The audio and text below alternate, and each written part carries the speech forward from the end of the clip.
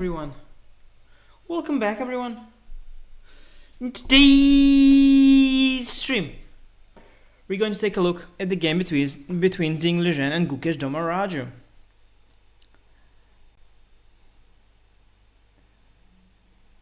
Guys, epic game yesterday. Probably the players are tired and Ding wants to play it safe, but tomorrow is another game where he's going to be put under pressure. So he might think that maybe today is an opportunity to try and squeeze his opponent a little bit. Should try and squeeze him a bit. How will he do this? He has already played e4. He has already played the London. What was his other white game? Knight f3, e3, b3. Let me get in his head a bit what he can do now. Well, obviously he can always play the English. Problem with the English, like with many other openings, that Gukesh does multiple things. I played the English against Gukesh as well, at least once. I beat him in the English, by the way. I can do English, why not? One game English. d4, knight f3. Okay, rate-related setups are unlikely after yesterday. Gukesh is probably quite deep there, is what Ding thinking. Can once again play e4, knight f3. And once again in Italian. Italian is something Ding has played multiple times before as well. Yeah, I mean, all the logic of the warfare, the art of war, tells me that Ding is going to play c4 today. The art of war. The art of war says c4. Play c4 when they expect e4. Play e4 when they expect c4. That's the art of war.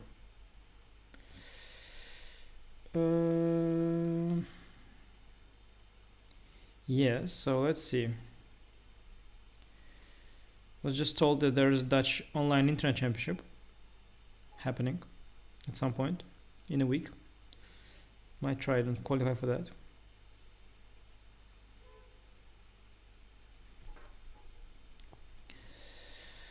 Okay, guys. Title Tuesday yesterday, by the way, has anyone watched? Was very good. Good content. Played Hikaru. There won't be Sicilian. No, guys. Excusez-moi. Excusez-moi. Early morning, guys, here. Not so early, but just still morning. e4, Gukesh might go for Sicilian. Yeah, but nobody's playing e4, my friend. Was not sure about all the options. No, e4 not happening. No, e4 not happening. c4 is very logical. You know, he played e4, d4, knight f3. Next is c4. That's just very primitive, simple Ding logic. Simple and efficient logic. Play all of these moves.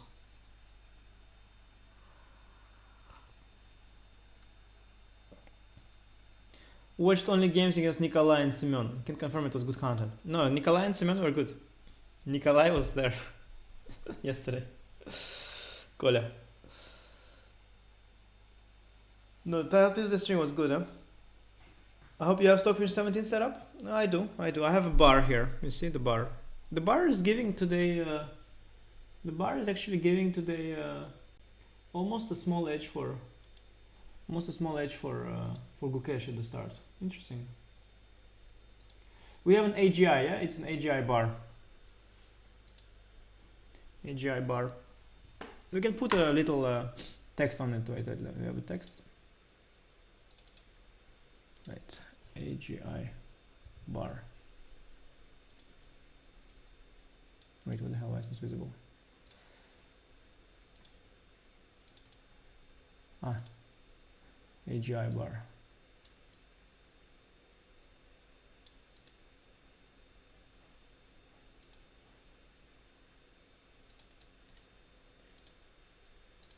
Give me some cooler font. That was Arial. Arial is lame. What was this funny font that I used to like as a kid? Okay, Calibri is... And there was this... I forgot, what was this funky font that everybody liked as a kid? Yes, Aaron Lamy. Actually, I made a speech. We are expecting C4. Expecting what? C4. Guys, any good fonts? Any good? Comic Sans. Comic Sans. That's the one. Comic Sans. Yeah. Comic Sans. Comic Sans. That's the one I liked as a kid. I think the Cyrillic was good. Or no. c4 e5 scary? No, but Ding has prepared. Ding has prepared for e5, Erwin Lamy, don't worry. Ding is not afraid of fighting when he's at home. He gets afraid of fighting once he's at the board. Oh, I probably pick a GI bar. Okay.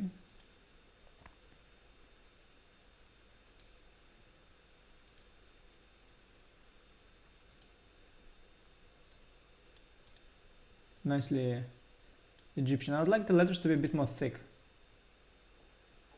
A bit more thick.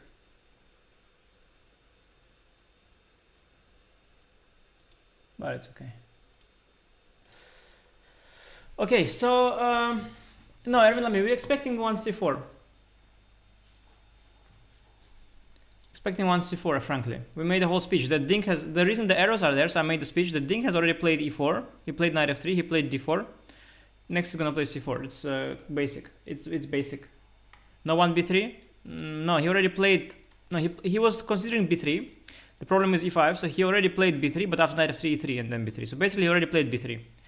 Knight f3, g3 is something he would normally consider too, but yesterday Gukesh showed him that Gukesh is the man there. So no, it's going to be now. It's time for 1c4. Look, I'm going to draw arrows like this for the newcomers, and like that. So yeah. 1c4, yeah. I don't think Guki will play e5. I don't think so. Although he might. I think Guki, he plays these days. What does he play these days? So he's not gonna play c6 because he doesn't play the Slav. No, he's gonna play c5 or e5 also possible. Yeah. Also possible. The problem for Guki, I can tell you what's Guki's problem. I know the problem. It's he's suffering from the Kramnik syndrome. I know it's a Kramnik syndrome. I talked to Kramnik about it, to Vladimir, when we were preparing together for the candidates. I talked to him about it. He had an issue and he didn't address it.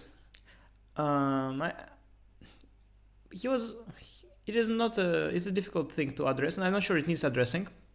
He had an issue.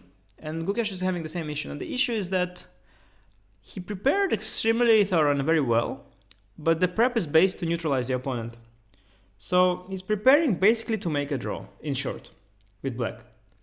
He prepares everything very thoroughly, all the sidelines, everything to make a draw, which is the most common approach at the top level, the most normal approach as well. It's fine, it's a good approach. It's nothing shameful. When you play tournament candidates or the World Championship match, special championship match, you want to make draw with black and want to win with white. This is okay. Yeah, you want to win all the games, but basically you're happy to make draw with black. It improves your chances. It's a very fine, respectable approach at top level. By the way, I spilled water today, hot water, but hopefully it will disappear. Anyway, so he prepares to make a draw with black, which is great.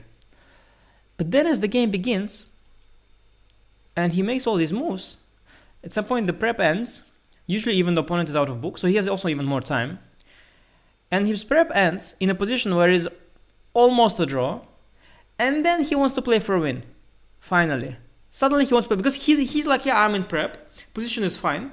Opponent has less time, so I want to play for. But there's no more room to play for a win because you've prepared to a draw, so you've achieved basically already a draw. It's not yet a draw, but it's almost a draw.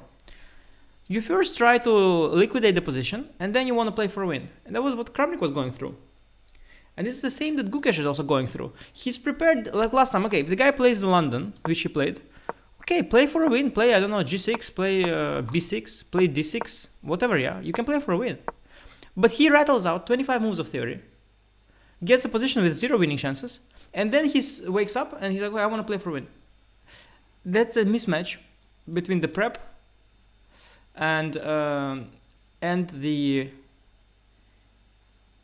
first of all the character of the player, but also the situation. So he was preparing for the Ding in great shape, as he said, but in fact he's facing Ding, who is afraid of him, and he is unable to readjust because he's using the prep for one Ding and wants to play against the other one. That's an issue. There's a Kramnik syndrome. Kramnik was going through the same, and Kramnik was. I told to Kramnik, he understood it, of course, as well. I mean, he understands these things better than me, but he told me that.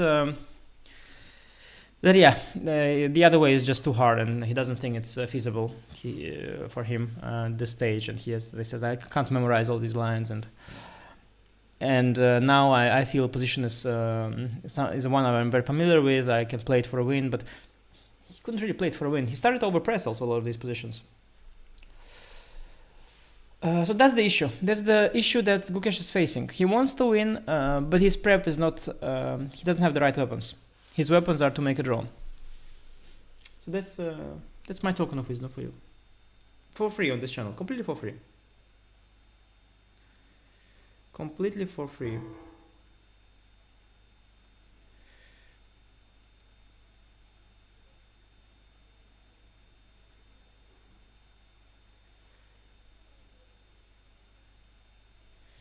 Completely for free.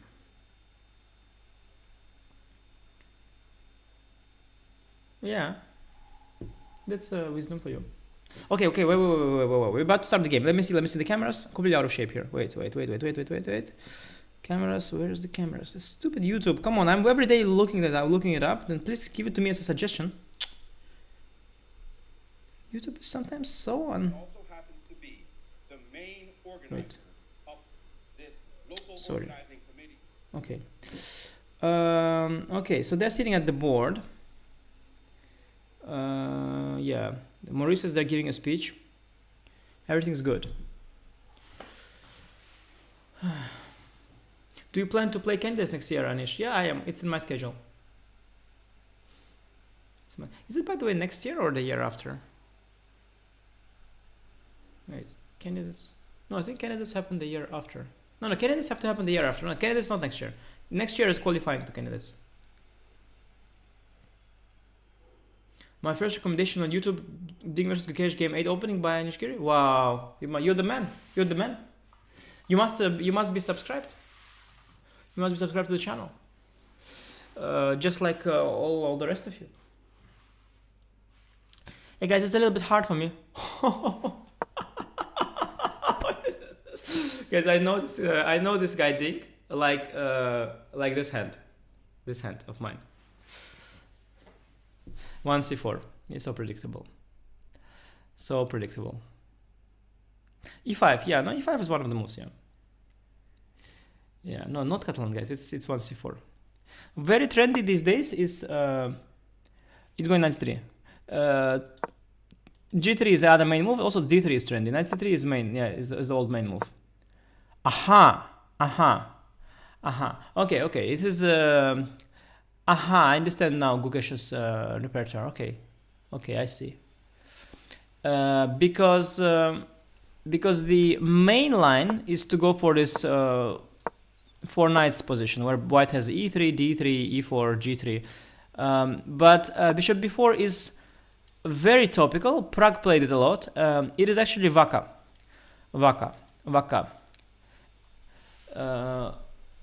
Hey, this one. That's the Vaka. It's a Vaka repertoire. All the Vichy kids, yeah, bishops and it's Vaka repertoire. Yeah, by the way, there is some very safe lines here for white, but also some ambitious ones. I don't know what Ding will choose. He can go for a very, very safe position here. So it's a Vaka repertoire. So all the Vaka kids, they played g3, c6, and knight c3, bishop b4. So that's Prague, Raunak, Gukesh was one of the Vaka kids. Gukesh had his own openings usually, as did all the others, but still they had some Vaka influence. And yeah, they played this line, bishop e7, Vaka. Yeah, Shakira, yes. Vaka. WACA. Vichy's chess school. That was opening guy there was Gajewski. So not surprisingly that he took that along. Now Ding has a principled choice here. He can go for the main line, which is that when yeah, knight e5 or d6, you can play safe here. Now it's knight e5 or some move, rook g8, bishop e6. There are these endgames, these kind of endgames, which used to be considered better for white because of the double pawns, but black has a lot of play here in the center, e5, d5, c5, and Double pawns, not the end of the world, so around equal endgame, but quite safe for white. 95 also safe for white. This also safe, symmetrical position, quite safe for white. E3, F3, whatever. This is a main old main line where black is okay, but there are more ambitious ways. You can play like G3, knight F3 or E3, whatever. There are even lines where you go back with the knight, so like something like that. Quite popular. And funny thing about this line is that basically white lost the tempo because you made 2 moves with the knight, but bishop made 2 moves like that, and bishop has developed to e7. But this setup is of course very passive for black, very passive.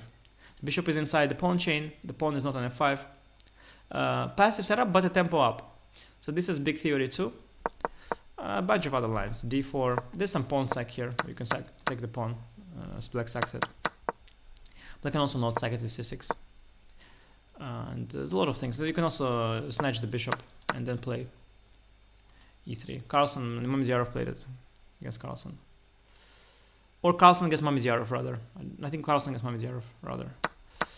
A lot of different ways, but a big decision for Ding. I think if he's thinking, he'll probably go for the safe approach with d4, but we'll see. Trying to recollect the prep. He must have prepared this. You prepare this for a World Championship match, but of course the central part of prep is this. And then this position you look at mostly.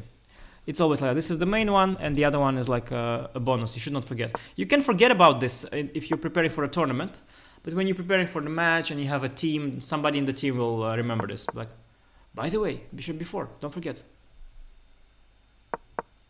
But there are options. They probably prepared a few options, and he's choosing now. But also Ding, he doesn't really even need the World Championship prep for this because he just sort of plays these things. He knows it. He just knows the. But of course, one thing is to know it a little bit, and the other thing is to. The other thing is to actually. Oh, this is a fighting move. The other thing is to actually remember and have it ready. Knight f3, yeah, it's a more ambitious move. Oh. Hang on. Yeah, no, this is. This means he's being ambitious. Yeah, this is ambitious. The safe choice, as I mentioned, is this d4, which is trying to force matters. This is ambitious. I think knight f6, yeah, is the... I'm wondering now, f5 kind of looks interesting, but it feels a little over ambitious. Let's see what he chooses. I think knight f6 is the move here. Okay, or c6. Yeah, now I... So a big choice here. Now the thing is, the point is probably that you go f5 here. Yeah, but this is bad for white. This is not bad, but here black has a very good version, I think, of things. Even so, though, this still, of course, white is definitely not worse here. But black has a very good version of some trampy line, which is not that trampy. Because again, with this maneuver, bishop b4, bishop e7, and knight e5, knight c3, it's not exactly equal. You have won a tempo with black. So one move you wasted, white also wasted one move, but the second move you didn't go back, you went here, and white did go back, so you gained a tempo on this nonsense. So Ding should actually take if he wants to be principled. And then I suspect you take with the queen. Knight takes seems a little bit odd. I think you take with the queen. Okay, we'll have to wait and see.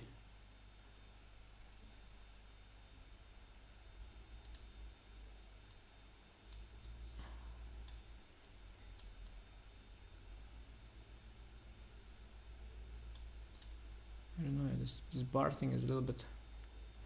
Aha! I can turn it around, huh? Rotate. Is there a rotate function?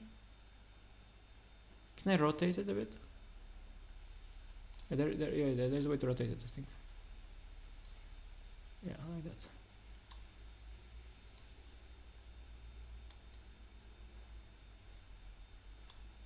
I don't know, guys, if that's necessary, but I think it enhances the stream. Oh, somebody's coming. Somebody's coming. Oh, panic.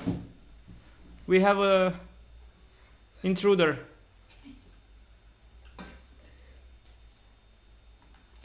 The room lost its leaking.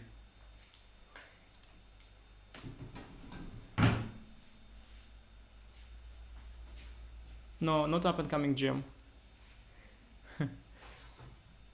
No longer up and coming.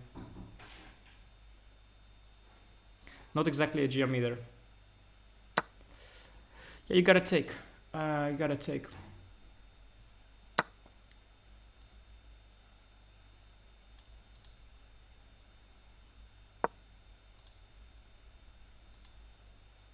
Yeah. I was going. Wow. It's epic.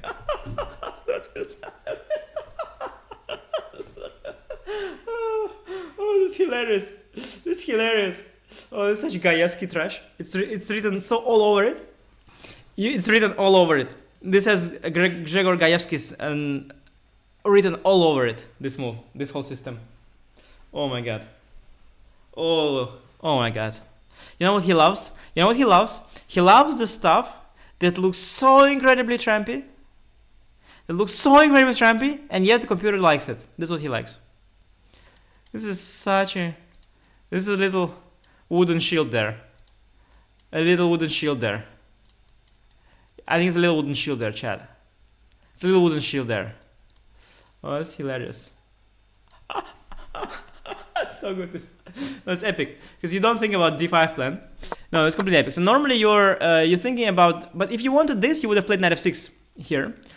So you're thinking about this, or you think about the 5 knight f6. Already 97, it felt, I saw it's possible. It felt a tad odd because the knight is not, like, very often it is not well placed here somehow. Because you think of a 5 plan, and then the knight, it's just, you want it more active, you want the queen to have more space. But of course he's kept the square available for the pawns. He's going for the d5 push, which seems very... It seems... Still, I mean, I understand that it looks... I understand that it is better than it looks, I understand that. But I have to say... I still have to say that... It still looks a little bit trampy, but... The fact that black hasn't developed this knight is actually a good thing for black. Because you want the knight flexible, and especially for a scenario where you go for d5, you want to be able to develop this knight on c6 and not on d7. So the fact that black's been so flexible in the opening, the fact that black hasn't developed in the opening, it's actually to their advantage even a little bit in this case. Very, very big moment here for Ding. What does this do to the bar? Yes, I've been thinking. I was trying to win some time. I've been thinking. We shouldn't panic, but we are very uncomfortable here with white. But we are with... Nah, we are very uncomfortable here. We're uncomfortable. I think as Ding, we are here a bit... Given our state, like, let's say, okay, if it's given Ding's state, the fact that he is completely unfamiliar with this position, the fact that the position is extremely original, the fact that Ding is not anyway not amazing in original positions in the opening, he doesn't like them, he takes a lot of time, he sometimes misplays them with either color, and the fact that Gukesh has seen this, and he has definitely carefully prepared, because it looks very trampy, he's definitely carefully prepared it, gives Gukesh an objective advantage in this position. It gives Gukesh, in fact, an objective advantage. And in fact, the more I talk about it, the more I realize he actually has quite some playing initiative. So the AGI bar is making its debut. Or maybe the... How do I place it nicely? AGI bar. Yeah, AGI bar is gonna be down there. How come Ding not prepared for this? Oh, because it is very rare. I am quite convinced knight f6 is definitely the move here. I'm going to look it up now for you. I'm going to look it up now. I'm not going to... by the way, I was advertising my... I'm ambassador of a website. I've been advertising them every single day without them asking. So today I'll just not do it, just for change. Just so you know that I don't have to do it. I just do it out of my... out of the, you know, bigness of my heart. I'm not going to advertise. I'm not going to tell you on which website I'm going to look up what's happening, because I prefer to do it on the phone so that my setup is not disturbed. My OBS here, the game is here, everything is set in place, in motion. I have to say that once again, Ding has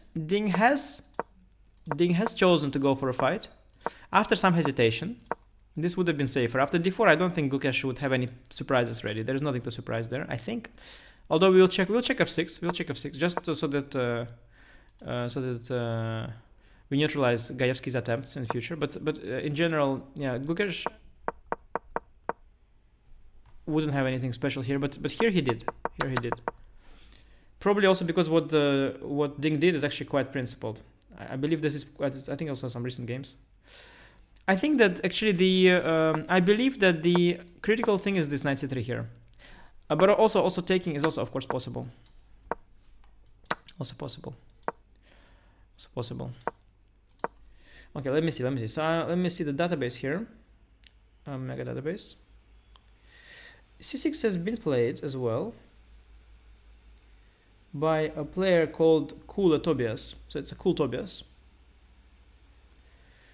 Knight c3 back is quite. I think knight c3 back is quite insensitive. Yeah, knight e7 is the other move.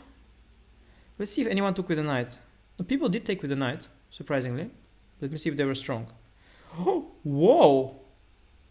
Fabio was here in World Blitz 2023. Fabio Caruana and Nicolas Teodoru, Grand Swiss. Nico! Whoa! Nico was here. Nico has already played castle f6. Nico Theodoro, my man. Nico, my man. He's already played this. Whoa! But of course, Gajewski, he wants to take the credit for f6, so he's now okay. Played first. That's our novelty. I'll give it to you, Gregor. You can take the credit for this move. Even though Nico already played it, I'll give it to you. It's your novelty. Take it. Take it from me. Congratulations. Well played. Yeah, I must say that it's so hard to stay in touch with theory, because I am definitely very, very well aware of this line, or so I thought, and yet I was not aware of this idea. So it's very hard to keep up with the modern prep. f6 is the first line because castle is not the first line.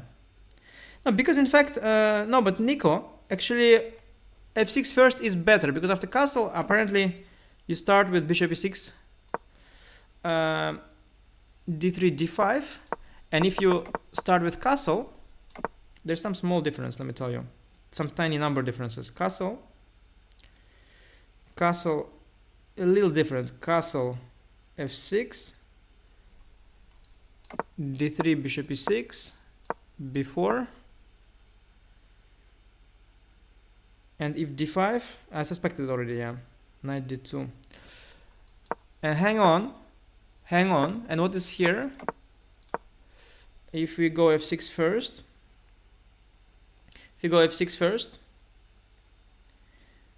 first, castle, bishop e6, d3, d5, knight d2, a5.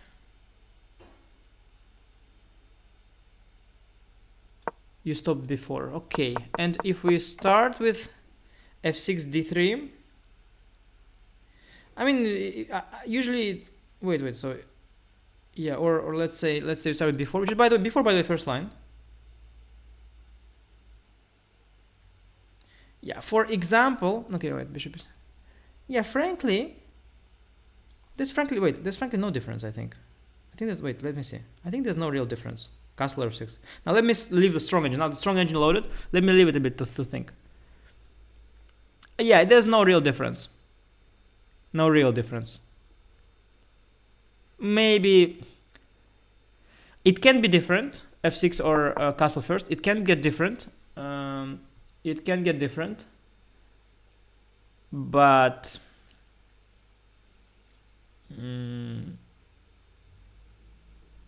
if, I mean, the point of f6 is a better practical move, for sure.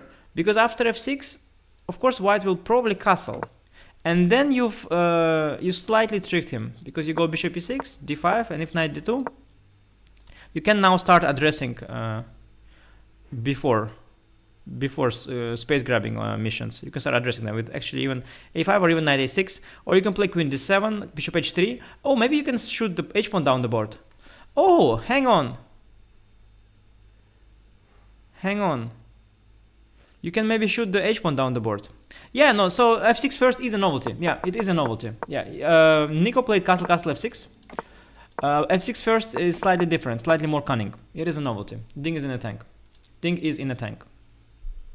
And the engine on depth, even without big depth, it just says black's more or less fine here. This is just a good opening. It's a good opener. In fact, after let me go back.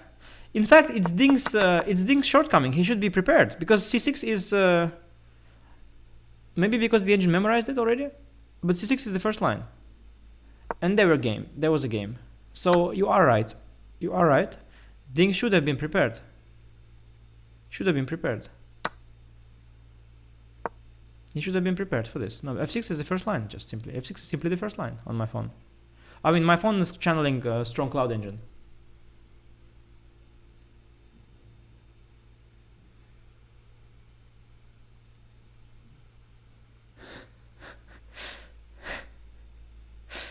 No, but seriously, f6 is the first line. No, and there was a game with castle f6. It's not like, oh my god, why am I not prepared? But for a World Championship standard level prep, given the VACA, like, let's say, okay, if you had only 3 weeks that you were spending, and you had to prepare French, which definitely sucked up at least a week of your prep, and you prepared so many systems with white. The guy prepared 8 systems with white Ding. If you prepare 8 different openings for white, which is what he did clearly, like last time. Sorry, 7. Maybe 8 for tiebreak, probably 7.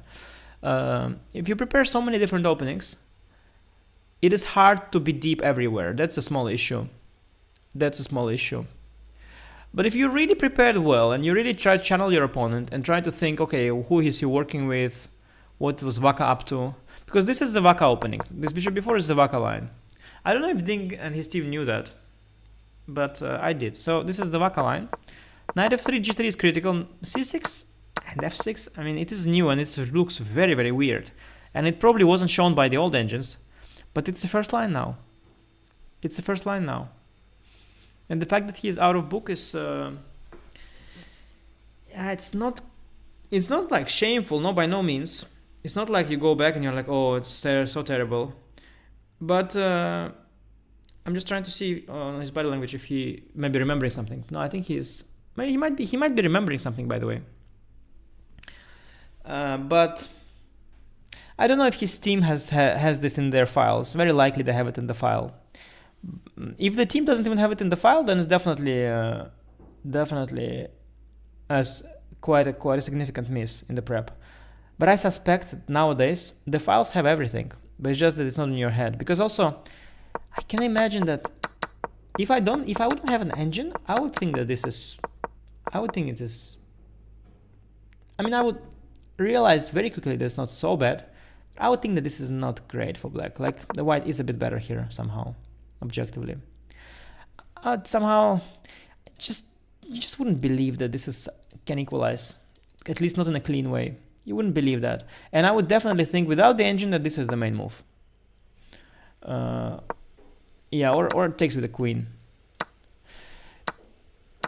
But yeah, with the modern engine, this is sort of the main line of this whole thing, apparently. I mean, maybe not, because the thing is, I left my engine. What happens with engines? I left my engine to think here for a long time.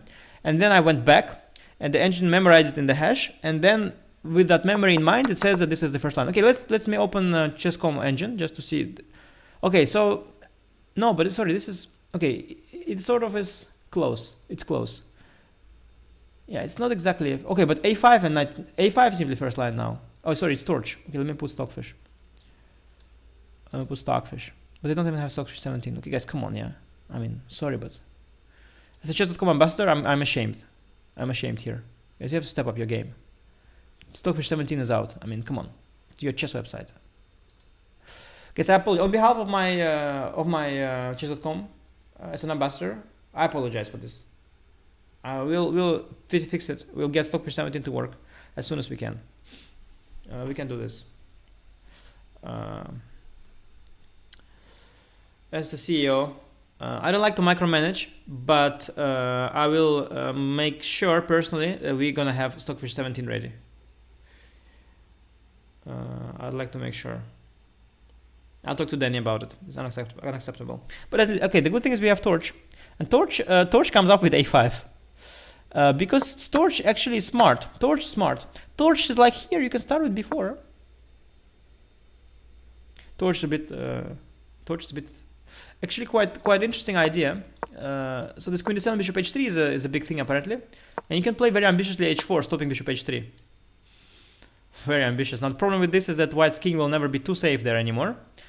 Yeah, and already he regrets it. Torch already regrets it, but it's a very interesting, ambitious way of playing.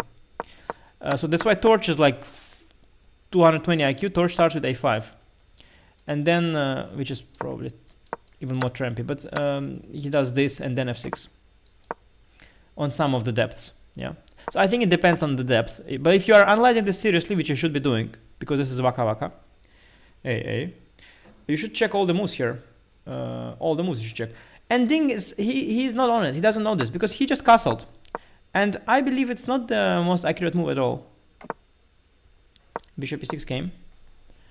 It's not the most accurate move at all from what I had seen. On one hand, why is not the most accurate? Why is not the most accurate? Because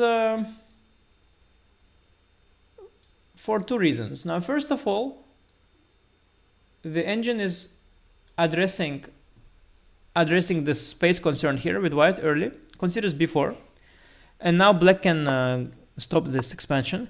But the other reason is that after queen d7 bishop h3 in some of these lines, you're not sure if you like. Let's particularly in these knight d2 kind of positions, yeah, like in these kind of positions, you're not sure if you want to have castled because there's actually some mating attack here, h5, h4. So just to keep this in mind. With this scenario, by the way, being there, Black has some chances to take over. Today's prep, by the way, it does fully suit Gukesh's ambition. So I have to say that I withdraw my statement. He doesn't suffer from the Kramnik syndrome. He has chosen a pretty nice fighting line here.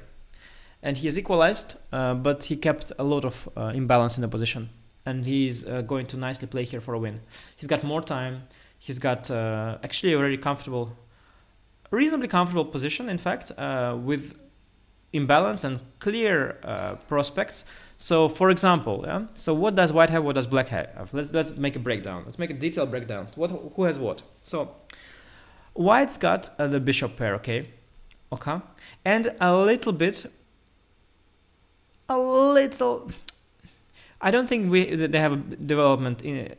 No, they have a small lead in development because we have developed two pieces, and we have already castled. But yeah, White has a micro lead in development. Let's say White has preserved an extra tempo from move 1. White has not made any moves backwards. They only played forward, and then they traded the bishop when it was attacked. Knight was attacked. So Black played a lot of pawn moves. So White preserved the tiny opening, tiny lead in development because this knight is not developed. Okay, so White has two assets, and everything else is fine in White's position. So just two assets. Black has one asset, but it's a very serious one. Black potentially already here. Black has more space in the center. Now you have to be very careful and not overestimate that factor.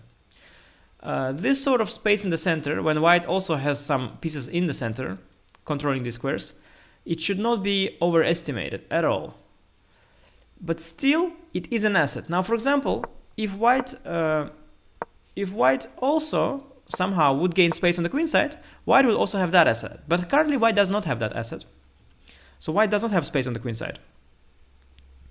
So we have got bishop pair versus the center. And that's what we have right now. Now, why does the black have prospect to be better? Prospect. Because black can potentially neutralize the bishop pair advantage by going queen d7, bishop h3 and trade the bishops. Now, if we imagine, just imagine, you know, like in the song. If we imagine, let's just not make any bad moves. Let's just make the good ones. So let's play a5. Let's say white plays slowly b3, queen d7. Let's say bishop b2, bishop h3. Let's play unassuming, rook c1. And let's castle. Let's just do some demonstration line. And let's put a queen here. The thing is that I'm trying to get black an advantage, but it's not so easy because even in this position, so now what we have, white has no longer a bishop pair. Black does have a better center, but what white has in return is the fact that this knight is not yet in the game. Now, if we had imagined, we have just imagined, for example, that the knight would also make it into the game. Now here, black just has the center, pretty much for nothing. Now here, if we put the eval bar, it will say that it's minus 0.86, so 68. So black does have potential to be better. Now black is better, but we've given black a lot of discount. b3 was played, not d3, and d5. d4 is very principled. So my hand was itching to play d4, but my hand was itching to play d4. But after e4, white also taking a significant risk here already. White's taking a significant risk because if black gets to trade now the bishop and somehow support this pawn and develop this knight, black is going to be significantly better because he's got even more space in the center. The issue black has in all these positions is this knight on b8 for now. That's the issue black has in all these positions. This is why black is not already better. If we had this knight and this bishop traded, black would already be better. This knight is what keeps white's hopes alive, but they have to exploit. White has to exploit it. Yeah, I mean it's temporary factor. White has to exploit it, but it's difficult to exploit it. One thing you could be thinking about is expanding on the queen side with b4, but I think Ding has abandoned these hopes with b3. But by the way, this is probably then inaccurate because I don't have to address it anymore with a5. White has abandoned the hopes of expanding on the queen side. Okay, hang on. Bishop a3, yeah, this is respectable. Bishop a3 is respectable. Let me look at Ding. If he is in book by any chance, which I really doubt, but let me see. Let me see if the computer suggests this, just so that I know if Ding is in book or not. I have my strong doubts, you know, that he's in book, but who knows? Because it's a little bit fast how he, although it's not so fast, but for his standards it's not so slow either. Oh, but maybe Rapport told him just play a bit faster. Bishop a3, yeah, it's interesting. I'll explain you what's happening in a moment. I just want to see, where did the engine go? Sometimes with the phone on Chessify, when you are closing the browser and then opening it again. Oh yeah, now the engine, I needed to reload it. Okay, hang on, it's here. Need to restart the page. Let's see. Okay, let me see. Let me see now. If Ding by any chance knows this. I have my strong doubts that he knows this. But b3, bishop a3 does look interesting. I give him that. It looks interesting. Because you know what the fact of the matter is? Oh, by the way, it's very reasonable. It could be kind of... It could be... I don't know, it's prep or not, but it's reasonable and he was not so slow. So I mean, I'll give him equality here, to be honest, almost. I'll give him almost equality. I think it's a good reaction. It's a good reaction. It's also not so slow. Yeah, castle. d3. Yeah, reasonable. Very reasonable. So I'll explain you what's bishop a3 about, guys. Yeah, actually white's completely fine. That's completely fine. So very reasonable. Now I'll explain you what's going on here, guys. See, I was telling you some trash about bishop pair. The position is closed. The position is closed. Bishop pair is not such a big deal. Gukesh also knows this though. So bishop pair is not such a big deal in closed position. Now, what is a thing when you lack space in the center with S-white? What is a thing is that when you lack space in the center, or in general, you want to have less pieces. So in fact, even the trade of bishop for a knight here, in fact, is not outrageous, by no means, because you reduce number of pieces, and that's good for side with less space. Why? I'll explain you it's very simple. It's very simple. You have very few. When you have less space, you have less squares available for your pieces. That's a simple logic. Now, so for example, imagine d3. Now look, imagine just for argument's sake, black goes terrible move d4. For argument's sake, now look, you've got so little space here. This is your, so the space you have is this. This square is even occupied. Yeah. So the space you have, this is your space for your pieces. Literally, there's like 5 squares here for your pieces. Now, d2 square is the only really sensible square you have in the middle of the board, in the center. And you want the square to be occupied by a piece, which is a knight in this case. Now, if you had also the bishop on c1, because you lack the space, you couldn't put the bishop here. So your 2 pieces are fighting for 1 square because you lack space. Now, if you imagine, just imagine that you had more space. Now here you have more space. Look, you have now more space here. Now you can nicely put the bishop here and the knight here, and you in fact you can even put the bishop here, for all you know, and you can even put the queen here because you've got so much space. Everything has space. You can now put a rook here. You've got all these squares available to you. All of these squares. You can choose from, look, you can choose from like 1, 2, 3, 4, 5, 6, 7, 8, 9, 10. 10 squares to locate your pieces. Whereas in a position with little space, you've got very little. Very little. You basically don't have these 3, you're basically missing, what you're missing is basically 3 squares. You're missing 3 squares. So you have less squares for your pieces. That's why you want less pieces. It's like if you have a small apartment. No, it's not how it works. But in theory, if you're going on a holiday and you want to take your friends. No, let's say you want to throw a birthday party. It's a school birthday party. It's very common for my kids now. School birthday party. Now you going to throw it at a party place where you can jump, you know, this little rubber things with jump that you can blow up rubber jumping places. Now if you got a big rubber thingy, like a giant rubber castle on which you can jump, you can invite your whole class. There's a lot of space. Now if all you have is little rubber castle that's small, you cannot invite your whole class to the birthday party. You can only invite your 5 best friends. So you want to get rid of your other classmates. No, it doesn't work, but you see the point. You see the point. It doesn't work like that, the analogy, but you want to get rid of this is the classmate you want to get rid of, because you don't have space for him in this party. That's the problem.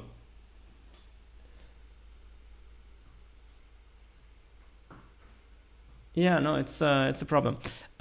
So you don't only want to trade the bishop, you don't want to trade it even. What b3 bishop a3 did is you found space for it. So what it is let's say here your bishop and knight are fighting for this 1 square. For 1 square. What Ding did, he created space. So he is actually invited his entire class to the party. He just rented 1 more rubber thing on which they can jump. This is what Ding did. He has created space for the bishop by going b3 and bishop a3, and that's why the computer likes it as well, because this is good. You created space for the bishop. Now bishop is playing, and the knight is nicely chilling here. And white has no bad pieces. White only has a lack of space in the center, but it's not such a problem Because when you have little material left, space becomes less of a factor, to the point that when you have no, like, let's say black would grab a lot of space. Let's just trade everything. Wait. Your space turns entirely useless the more we trade, to the point that, that if you, okay, whatever, yeah, let's just trade. To the point that if you've traded everything, this extra space, it gives you absolutely nothing. It gives you nothing. It's 0.6, 0.15. Now, if you start adding pieces in this particular structure, and you go back here, it's 0.50, because black was better here. Black was better, but the moment you started trading everything, the advantage disappeared, and by here the advantage is gone. In fact, computer gives some numbers still, but frankly, it should. I was even surprised. I thought even white is doing here better after a3 before, but I don't know. Somehow, in this particular case, it's not the case. To be honest, I can easily see the white getting better. Like let's say I would get this one. I already would be better here, because suddenly this pawn is weak. This pawn is the only weakness you could protect, and it's all changed. But if you start adding pieces on this position, if you put a knight on c5, a bishop on c6, and queen somewhere, and so on, it will already be a different story. So the side that has less space wants less pieces, and if you have less pieces on the board, the disadvantage of space is barely a factor. And what white does have here is potential for queenside space at some point. So let's say it takes. I don't like rook c1 though. I don't see how rook c1 helps. I think that's a slightly primitive, but maybe he wants. Okay, he wants maybe to open the c file at some point. I don't know. I think d3 was more. Let's see what this one says. Yeah, d3 is a bit more universal. Because the way I would be thinking is I would put a rook here, and I would be thinking about something like just to give an example. Okay, just to give really an example that works. I would go for this kind of expansion on the queen side, because I think this queen side expansion is a decent way to compensate for the lack of space in the center. Trading pieces and expanding on the queen side. These are the two things you can do. But Ding's going differently. He places the rook on potentially open c file. Yeah, black really has this knight question. This is black's only question. I mean, the fact that black lacks dark square bishop is it's a big annoyance. Like if you imagine instead of this knight you would have a dark square bishop, it would have been much easier for black. But black slightly lacks the dark square bishop, still annoying, and black doesn't know where to put this knight. But the moment you solve that issue, it's all fine. Knight d7 you don't really want, I think. First of all, it's not relevant, but the square is now a little bit out of sight. But the other thing is that knight's often bad here. You want it to be on c6, and sometimes then this happens, cd cd, and this knight is then a bit awkward. It wants to be on c6. So, and sorry, the main issue with knight d7 is that it takes away the square from the queen.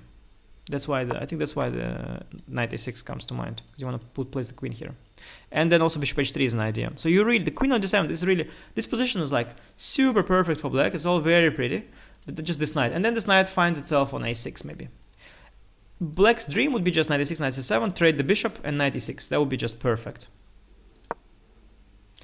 a5 first, grabbing, preventing white from grabbing space and grabbing some space. Yeah, Gukesh is very familiar with this position, and has got 20 more minutes. Generally a little bit more confident of a player. Tiny practical age for Gukesh. Also because it's quite hard. Now if Ding starts too desperately playing this position for a draw, it could backfire. But it's hard to play in balanced positions for draw, because often you try to reach a balance, but there are certain factors that can't be balanced out. Like for example, you cannot balance out the fact that black has a space. So you can't fully equalize this position, you can't neutralize it. You can keep dynamic equality, but trying to neutralize a position like this is hard. So Ding should play differently. Now my question always is, Ding he has postponed d3 because he has still the hopes to go for d4. This is actually, it's not a great sign. So this flexibility, being flexible, it's often smart thing in chess, but often it's a sign of low confidence and indecisiveness. It just means you want to postpone the decision for later, because you are unsure which one is better and you're unable to decide. And in fact, for example, if you do decide to play d3, you have already wasted the full move on rook c1. So it was actually, you committed. He tried not to commit, but you've already committed. You've committed.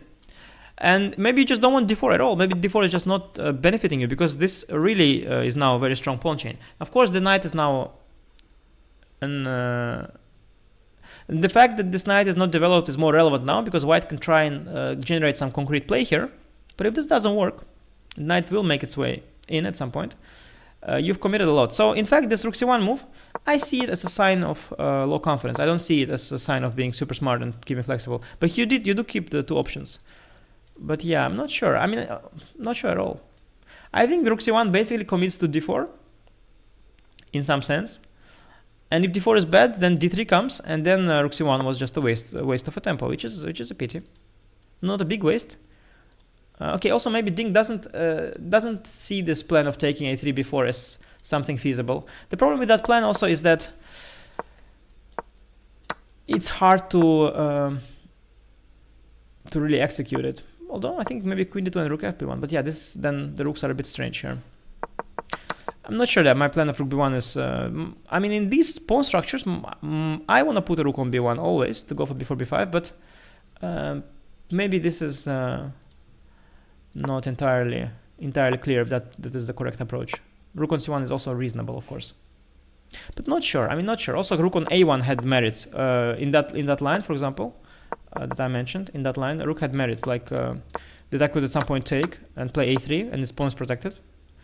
Not at all clear to me that rook should go. Maybe queen will come here. Maybe rook should stay here. For example, imagine, just as an argument, here my rook and queen are doing very well. After take, my rook is already on the a file, fighting for the a file. So I don't necessarily think rook c1 is a useful move. I think it's quite a commitment actually.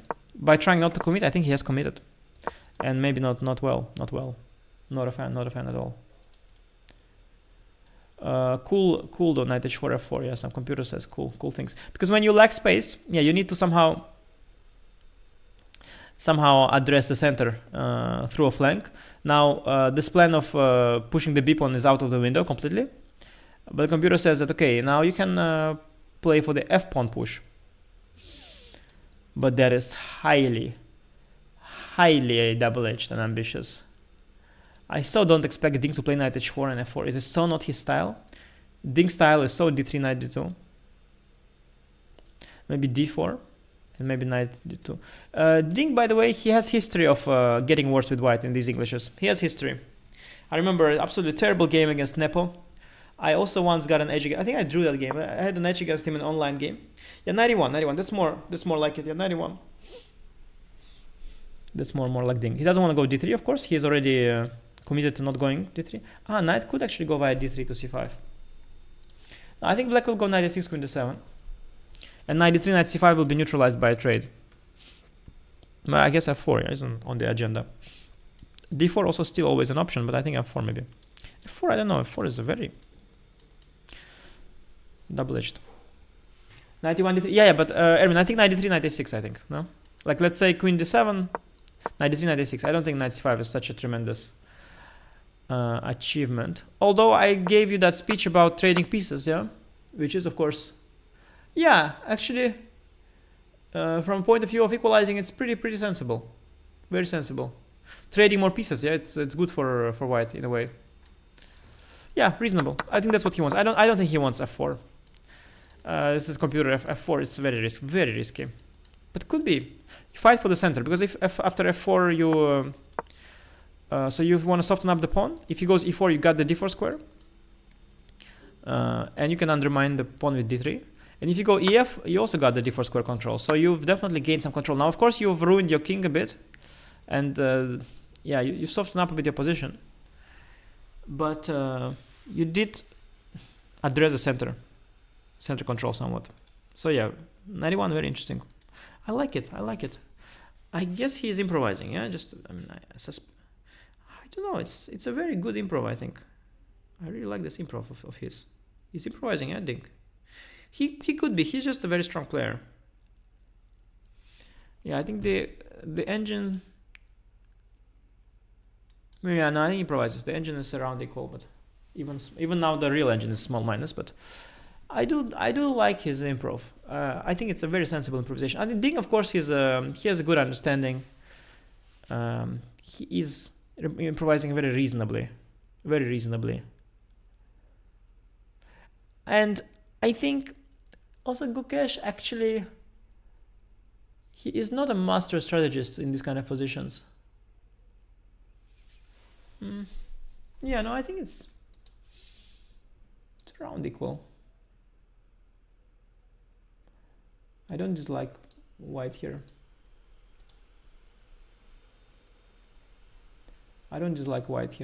Very much. I think it's okay. I think also the psychological situation is fine. Ding has spent 37 minutes, not too much. He is only 25 minutes down, and Gukesh is finally out of book. Plus, not only is he out of book, he might never have looked at these types of positions. So now he's not so certain, Gukesh, how to proceed. Maybe he hasn't looked at this plan. Maybe. So, I mean, I could see this game ending in lots of trades. Now, for example, in a scenario like this, I think it's a very likely scenario. For example, yeah. Let's say, for argument's sake, I could see such a scenario. You can take either way here, but let's even say it like this. Yeah, here, like, lots of trades happened, and it is very drawish position. Like, for example, I imagine just for argument's sake, I don't know. Everything got traded. Yeah, it's already time to shake hands. Soon. Okay, let's just for argument's sake, I don't know, do something. You know what I mean? Guys? It's already shaky here, incoming. So there is that scenario where everything gets traded, which is quite likely. So yeah, no, I think Ding is done okay. He's done okay.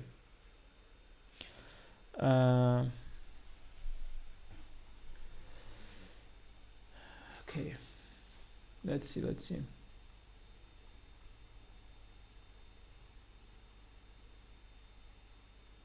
I like that Ding is good at playing chess, that he plays good moves even he doesn't know what the position is from his preparation. Yeah, that's the thing about good players. They can play very fine out of book, but usually very fine, but not as good as the computer, and also not as fast, and also not as ambitious sometimes. So Ding's playing reasonable, but I suspect it will be a little unambitious. Whereas when if you're prepared with the engine moves are basically optimal. So if position allows for ambition, the engine will play ambitiously. Yeah. Whereas human, especially someone like Ding, especially in his current form, he's going to play probably reasonable, but he's probably not going to play the most ambitious way. So it's not the same.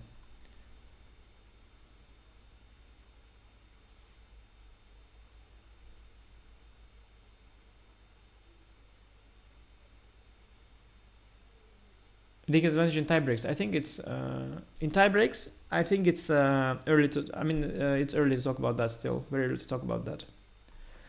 Plus, there might be the Topalov effect.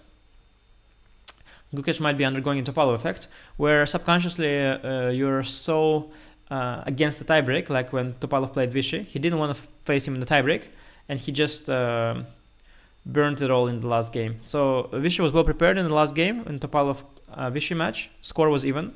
Vichy was very well prepared with black, defended very accurately from the opening. Topalov should have just gone for a draw. And then, not wanting a tiebreak, Topalov gone for something absolutely insane. Like that game, if you look up, it was he took some insane risk. Absolutely, he just sent his king somewhere up the board, allowed some attack, and Vichy just mated the king. And the reason was that Topalov subconsciously or even consciously was trying to avoid the tiebreaks. That was clearly the reason. He would have never burned bridges otherwise. So this is a very likely scenario for Gukesh as well. And I mean, that's not that he will lose, but maybe that he will actually burn these bridges and win. It's also possible. So the tiebreak scenario is not as likely as it seems. Nikolai would not play for a draw? I think it depends. Who is more likely to win after the recent games? I think Gukesh remains a favorite, but I think his odds have gone tremendously down from like I would put them at like 75% at the start to now being 60%. Please accept my super chat, somebody says. Chess-based India. Well, Chess-based India is just professional enterprise now. Yeah, they're also working now there with chess.com, and they have like they have a lot of expenses and big team and the studio, and they're paying for lots of things. So they definitely have different when it comes to money there. They have an entire financial system there. Yeah, my channel is just is broke. My channel is broke. It's broke. Ding said he spent 3 weeks prep. Yeah, no, Ding's preparation is it's at the level of a top player for a top tournament. His prep is like, let's say, if I played like Vaikanze or something, Tata Steel tournament, or somebody plays like Prague plays Norway chess, or like, and you prepare. Yeah, you have some seconds. You spend a couple of weeks here and there. You think about it a bit before. Yeah, maybe a bit better. No, I think Ding's prep is like a very good prep for a top tournament. A little bit better. He's got a little more seconds. They spent a bit more time than 3 weeks. He thought about the plan a bit longer than just before. He thought for a year. It's in his head maybe. So his prep is like good prep for a top tournament. Very, very good prep for top tournament. Gukesh's prep is like good prep for World Championship match. It's clearly a lot wider and more thorough. A lot more thorough and wider prep by Gukesh. So Ding's prep is good, don't get me wrong. It's not like he's unprepared at all, but it's slightly less. And it's visible. Somebody's asking me in Russian language. Says, thank you for the stream. What does Gukesh lack to change the score situation? I guess you mean to win, basically. Yeah, I would think that the reason he didn't win yesterday and maybe lost the first game, other than that, chess is not so easy, which is the case. If we would try to find some sort of an artificial explanation for it, rather than that things just didn't work out for him, which is most likely the actual reasoning. But if you try to somehow manufacture a reason for things, we could say that maybe Gukesh is a little bit. He is feeling the tension of the match. He is feeling the pressure of the match, and that causes him to play slightly below his level.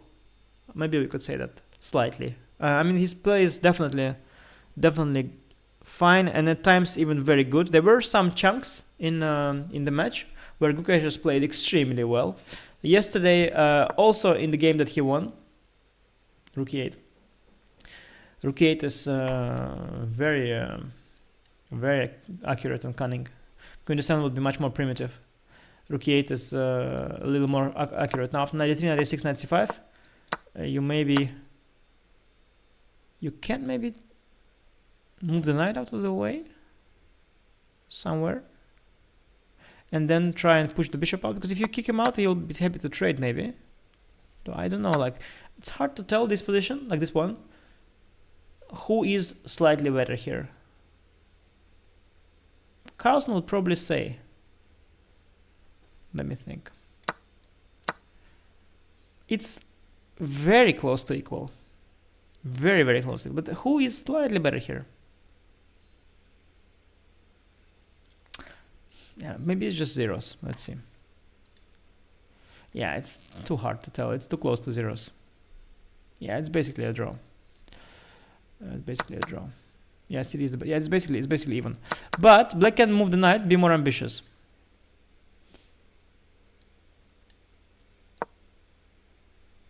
Here or here. Yeah, CD E4 is a very nice way to blast position open. That's why knight G6 maybe.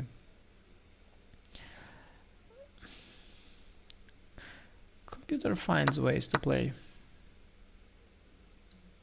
The computer is strong, of course. Some A4. Yeah, computer finds like. Yeah, with control over the C file, some play here. White has, in some cases, the space advantage could be not even enough for equality. There was, especially when the pawn comes to D4, there was this this remarkable game, Kramnik against Kasparov. Kasparov against Kramnik. I don't remember. Was it? I think it was in the World Championship match actually. I really liked the commentary to that game. I'm not sure if it was World Championship match or not. I don't remember anymore, but I read it in a book. I think it was World Championship match probably. That was the book where I read it. We have positioned something like that of this structure. Like yeah, let's just say yeah, something like that. It wasn't like that, but something like that. Structure where we have the C file and there is a C file and the guy has this pawn space in the center, and then Kramnik wrote. Kramnik was black, and there was an illusion of black having more space and being very comfortable. And Kramnik wrote, "I offered to draw here before." Just before my opponent Kasparov would realize that he is a bit better. I offered it right now. Like so, it's these kind of positions where right now it looks like black is very fine, but if you make 5 more moves, it will become clear that actually white's better. And Kramnik wrote that like I realize that I'm already worse, but I realize that he probably doesn't realize it yet. So I offered the draw now. That was very interesting. And the reason was that there was an illusion that black is very fine because of more space and symmetry, but white had some kind of prospect on the queen side. It was something similar where you also had these squares, c5, b5. And Kramnik realized it, and Kasparov didn't yet realize and took the draw. And white was already slightly better, but it wasn't yet obvious on the board. Something like that could happen in these positions too. There are sometimes chances for white to get a tiny nagging initiative on the queen side, because of C file control and some weak squares here. Possible. But if black accurate, it's not very likely.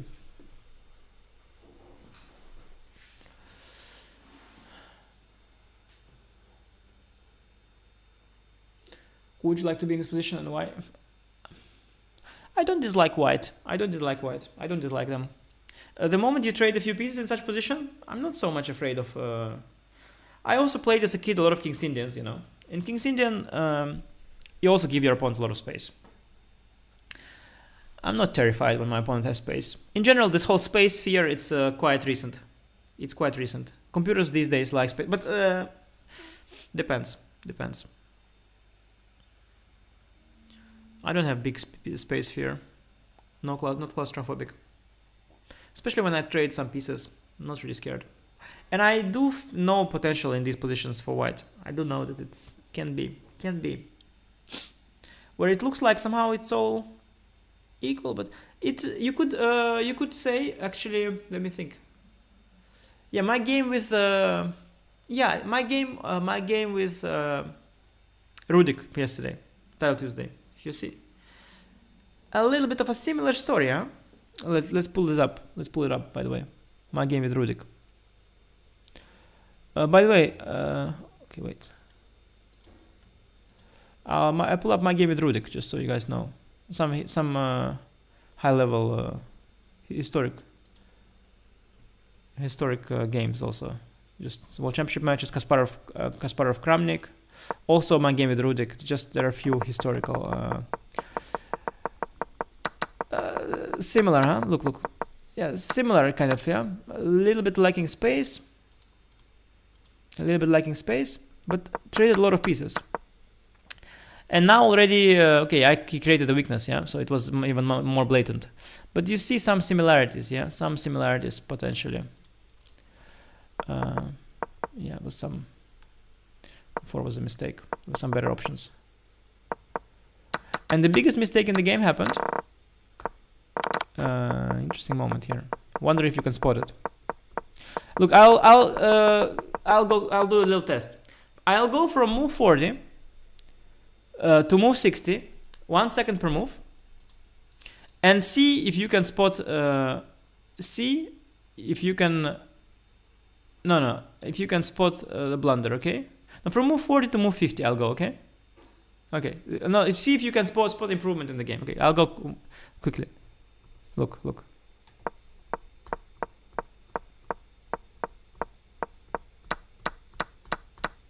Did you spot it? Or not?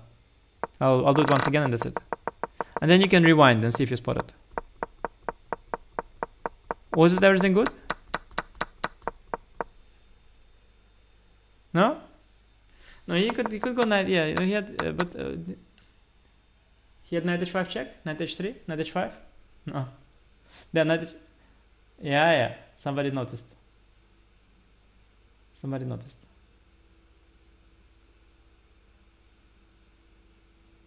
No.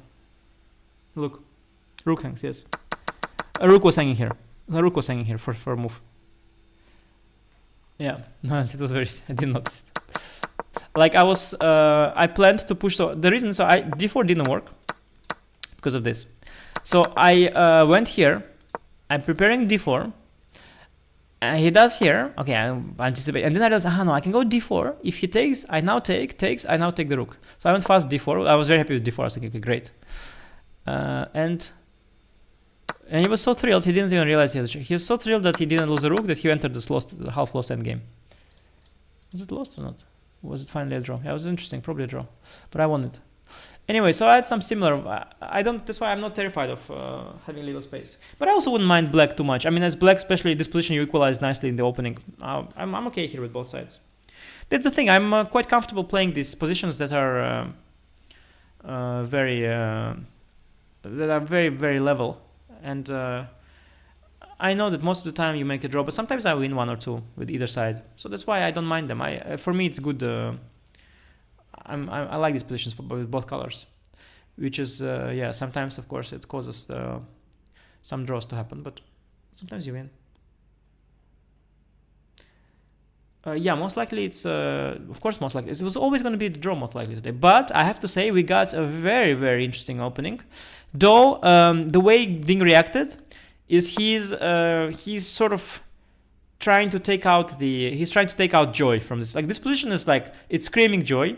And he's trying to take the joy out of it, which I appreciate. I respect it. I also sometimes like it. I like also take the joy out of positions. I like it. Sometimes you want to take the joy out. You think recap time? But what am I going to say in today's video? What am I going to say yet? No, it's too early. Ooh. F4. Ooh. F4 is F4. There's no going back after F4, my friend. Ooh. Ooh, F4. For he is not the same man, and is no longer the same river. F4. You know, my daughter, she also learned this. Ooh. She's doing like this. Ooh. Like this. It's very cool. Ooh. You know? Yeah. Yeah.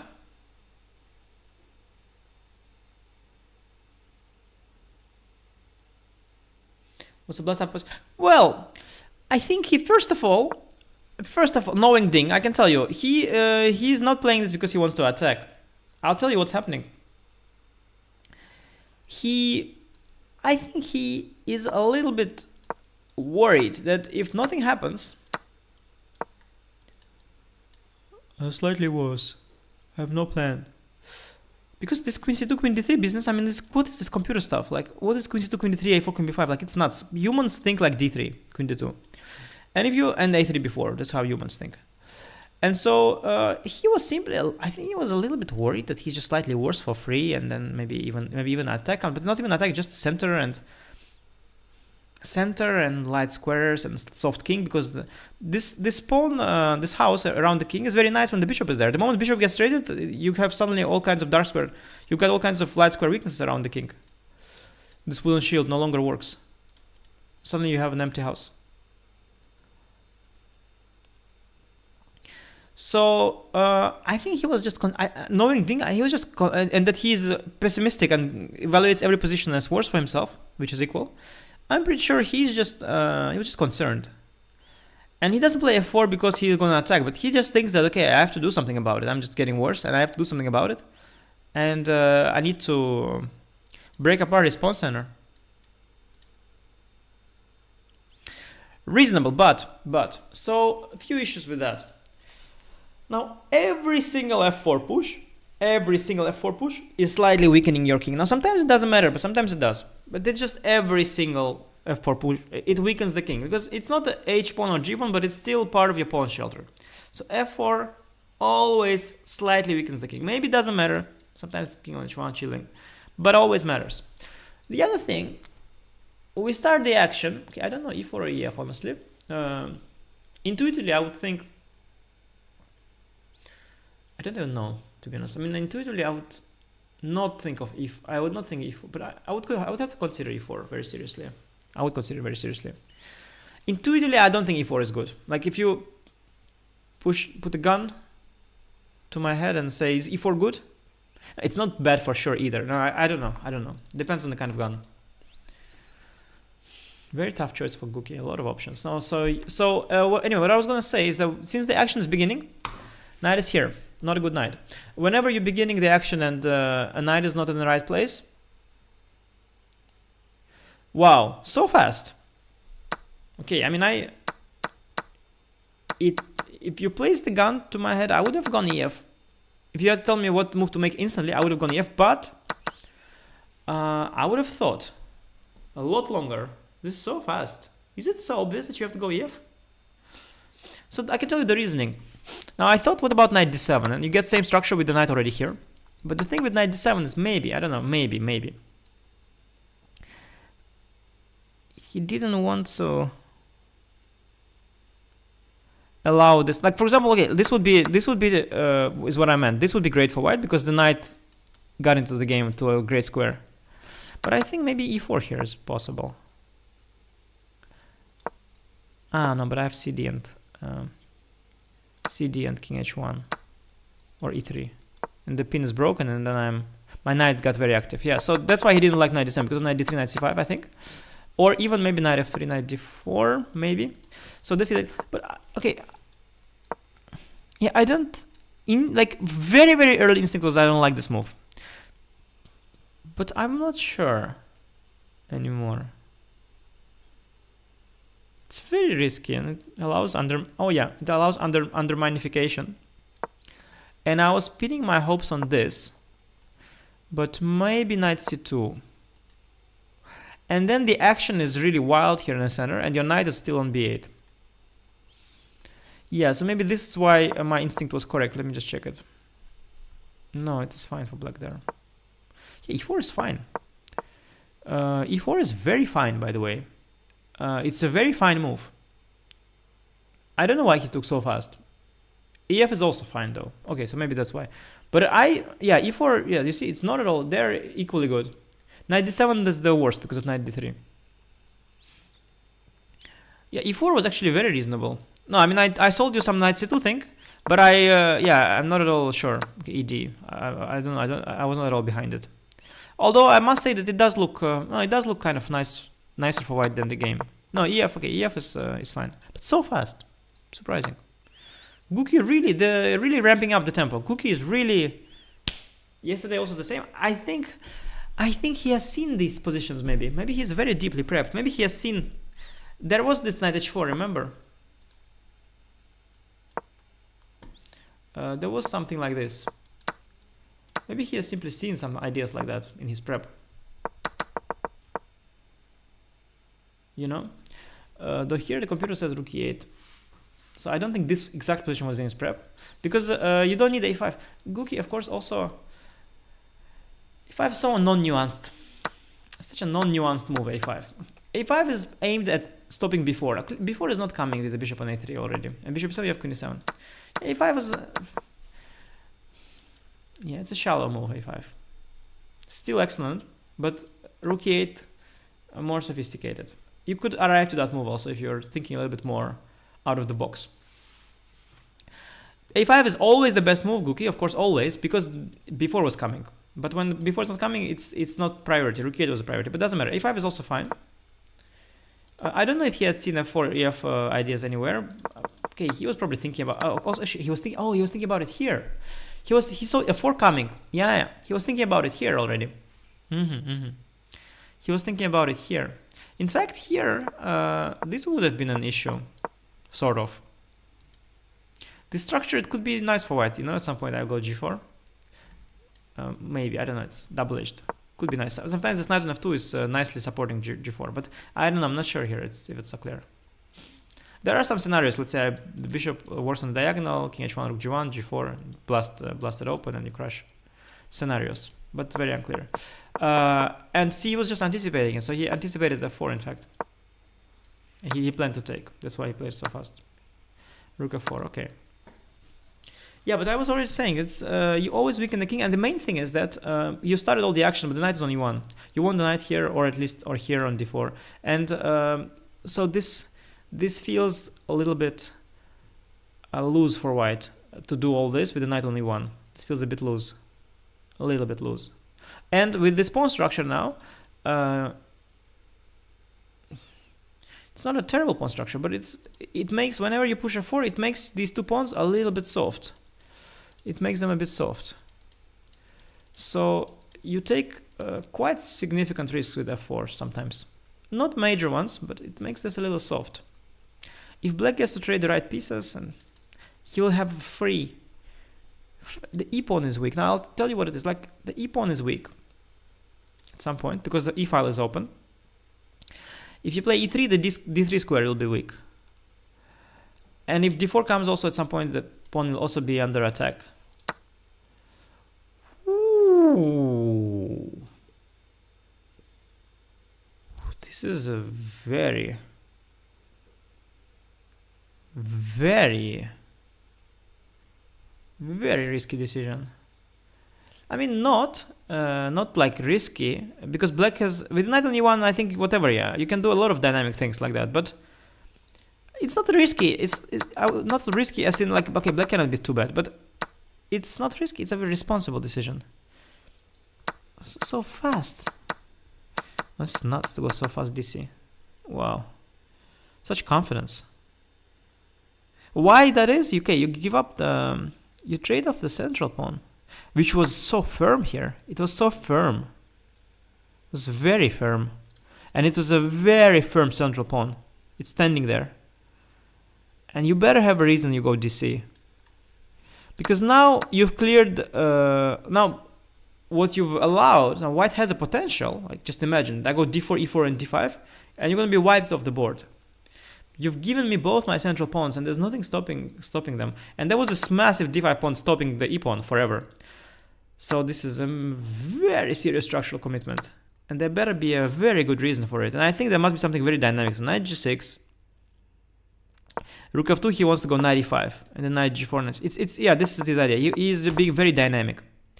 Very, very dynamic. Knight e5 coming. So why he does it is that he's trying to exploit the temporary factor of white knight being bad, and he does it in a very concrete means. So that's very that's a very sound thinking.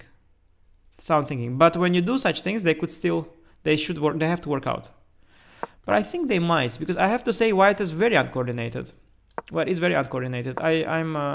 I mean, in general, let's say in a position where I'm trying to generate a position.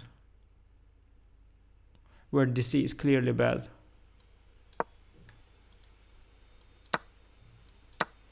Yeah, even here it's not so bad. Yeah, anyway, in general it's yeah, it's the best move, or one of them. No, it's a good move here, but in general I cannot generate position so easily here, but in this pawn structure it is a very serious commitment. But here I like the factors. I like the temporary factors. I like Black's. I like Gukesh how he's playing. Just like it. Just the pace and the just good stuff. He's really putting the pressure on. Really is putting the pressure on. Let me see the video.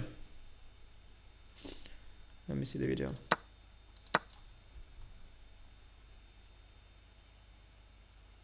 Yeah, drinking water already.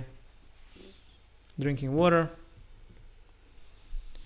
Ding, of course, thinking. I mean, okay, like Ding, my friend, go BC. Just go BC.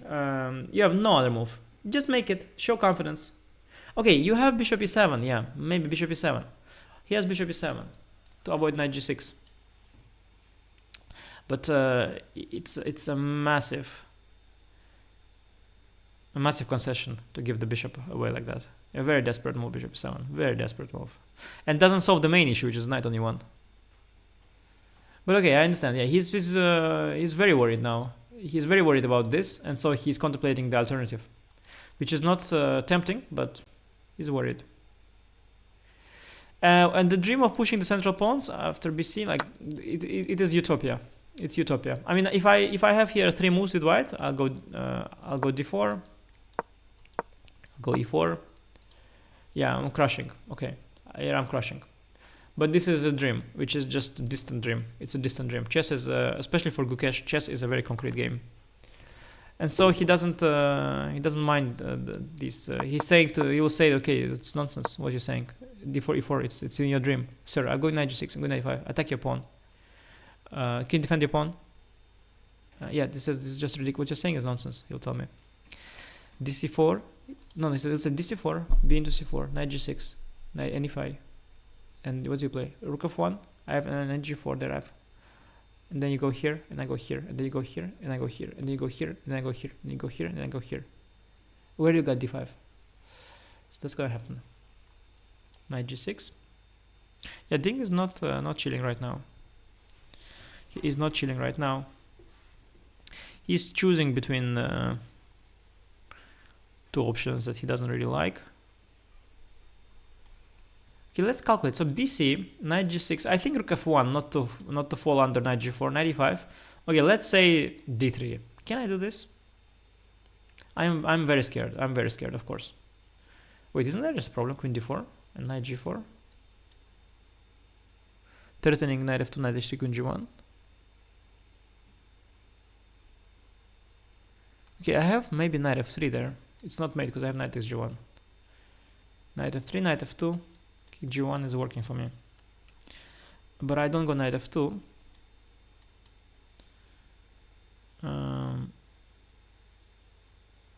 I'm going to.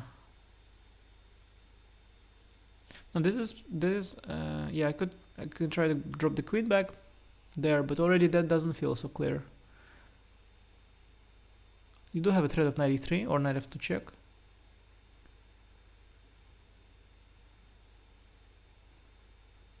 Not so simple to address. Ah, maybe, yeah, not so simple, because I could try and play queen e1, there's knight e3. Yeah, not so simple, not so simple. So BC, knight g6, rook of 1, knight e5. The thing is that black also, this knight on b8 is not developed. Yeah, otherwise black would be simply jumping in puddles, but the knight on e5 is not there. So d3, queen d4. I can start knight g4 also. Start knight g4 also. Then I think knight c2 is there. So it's more reasonable to start with a check, at least more concrete. King h1, knight g4. Knight f3 is the saving grace. And then, yeah, queen e3. No, queen a7, yes. Strange. Queen a7 feels very bad. The knight on b8 also feels very bad, but... Okay, let's see.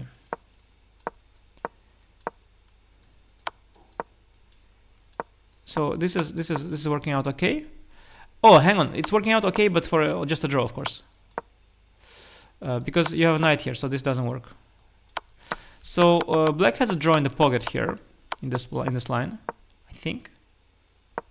But I was wondering, can't black play for more queen a7? Ah, d4, yeah, maybe. No, sorry. Although, no, don't have a jump. Queen is out, of course. This position is very pretty for white, but I do like an exchange. Not terrible, but I don't know. Probably it's not fully working. So maybe just queen somewhere. Yeah, this sack could work. Queen is almost trapped. The bishop will come and queen should probably come out. Here maybe white has some strong move, no? White has a strong move here, maybe.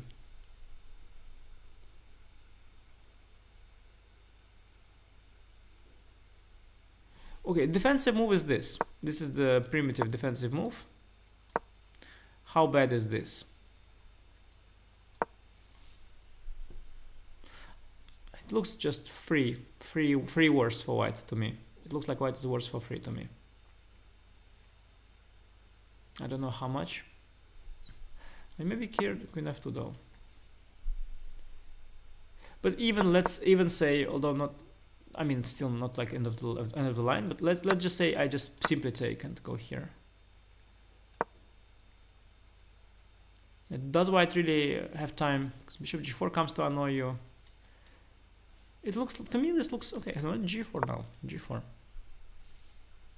Once this starts coming, actually this, I don't know what this looks like already. This looks nice for white, look.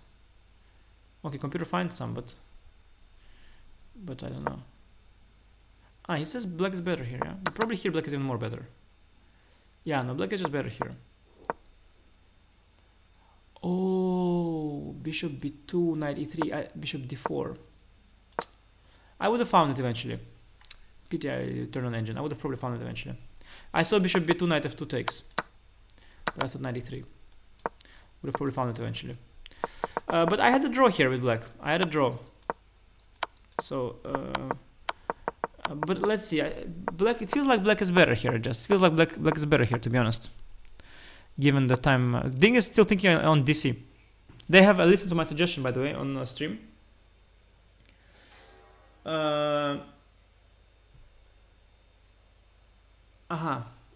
So by the way, they listened to my suggestion on FIDE stream and they added the move number to the last move, which is smart.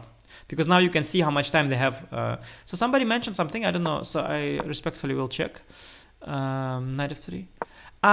Okay. Yeah, I thought this was very bad, but you do have knight e3. But still, the end game, no, the end games are...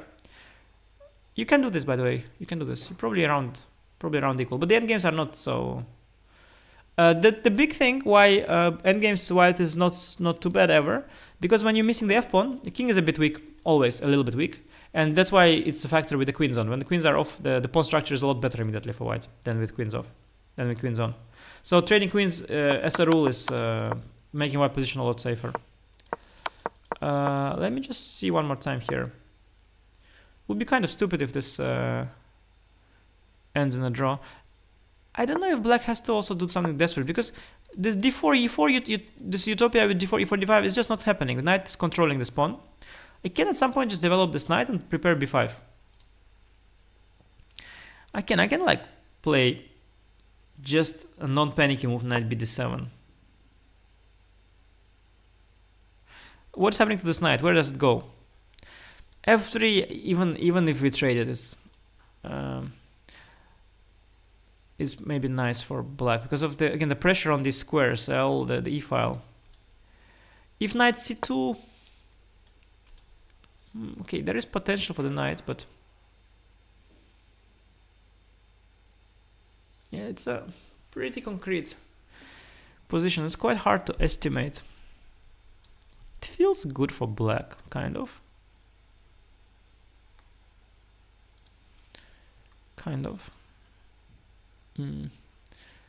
But this one I'm not really sure.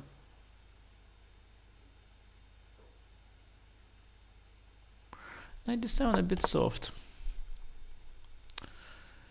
I would love to trade these bishops, by the way. That would be really great. But I would also really love to get this knight out, because going for the trade of bishop without no, the knight. We should take care of the knight if you want to play for advantage. Okay, the concrete line didn't work. Okay, concrete line was a draw, by the way. When I saw bishop b2, bishop d4, which unfortunately computer showed to me. I hope I would have seen it, but it felt, yeah, it didn't feel like, this felt a bit wrong for black. This is just a draw. This is not, I don't think this is, no, tempo down doesn't work. So this is just a draw. Knight g4 first. I said knight c2. Yeah, maybe here some move. The problem with all is b5 doesn't work. Maybe this knight can go via b4. Create some, this is interesting, knight e6, you know? Create some disharmony, deflecting this, opening this. This is interesting. h3, knight. Could I do this immediately? Could I just go knight e6 here first? Knight b4? Potentially knight b4? Yeah, bc happened. Bishop e7 was, I mean, so desperate. Now, first of all, your utopia is no longer, the dream is no longer the dream. This whole dream was because of the bishop. Now, even if you got this, it's not such a big achievement. Here, I think maybe black is even better. Yeah, black is better here. So, you cannot get rid of, like, this is terrible. You can't get rid of the bishop. This is, you have to respect yourself. bc is the prideful move. Knight g6 came, rook f1 will come. I don't think there's... I was about to say that maybe rook e4. I was about to say maybe rook e4. Because the rook is not trapped here. It is chilling here. Rook chilling. Because the knights normally in these positions, the knights are somehow attacking it. But now they're both very far away. The rook is chilling on e3. So it is surprisingly... yeah, Ding didn't give me time to say it. I was about to say that maybe rook e4. Actually, yeah, this feels a lot better than rook f1. It feels a lot better. It's a much stronger move. No. Yeah, it's the first line. It's a much stronger move. It feels stronger. Yeah. I love rook e4. It's a great move. Very nice. Knight comes now to f3. Rook is chilling here. Okay, this is great.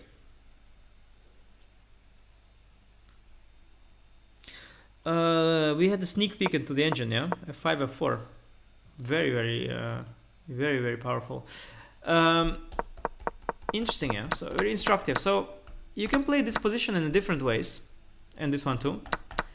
You can just maintain your positional trumps, which are opponent's center, and just develop this knight, and just chill, and not take any big strategic risks. But Gukesh, seeing the being a very concrete player, and also feeling, of course, his intuition feels that the knight on e1 is a undeveloped problem piece right now, which will very soon be developed. So he feels this urgency, and he starts calculating a very concrete sequence, trying to exploit. It's like, basically, imagine you're having a fight, you're with your homies, they're with their homies, and one homie, like one of their best homies, is still tying his shoelaces, and you want to start the fight now with your gang against their gang, because they're missing one fighter in the gang. He's tying the shoelaces still, but he's about to finish it. So you, before they finish, you start immediately throwing punches. Boom, boom. And you're punching. At some point you are like, but if you just chill, do nothing, then this the guy will at some point come back in. So I think this one works better than the one with the birthday party of children.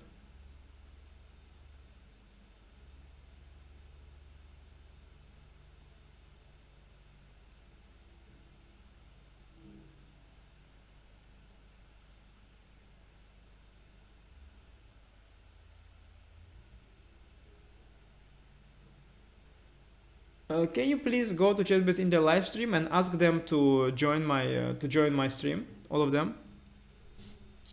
to come to my YouTube channel. Can they all come to my YouTube channel, please? It would be nice. It would be nice to have here Samay and Tanya and Sagar join me on my stream. Be very nice. Yeah, thanks. But then they have to shut off their own stream because they'll take all my viewers. It's not cool. So they shut off their stream and come to my stream. In fact, maybe they should fly in. They ask chess.com to pay the flight. They can fly in here so we can all sit nicely here. I'll find the same table they have, the long one. They can all sit here behind me. We'll do like this Holland's Got Talent, you know. I'll be the singer with microphone and they'll sit there and judge me.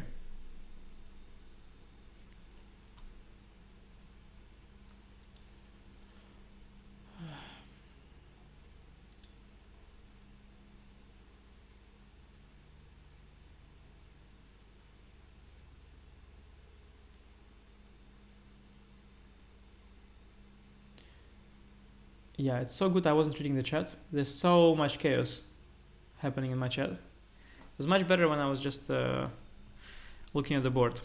So much chaos. There was a time though in my chat today earlier when sometimes people are being reasonable, asking some questions, but sometimes they're just really very disturbing.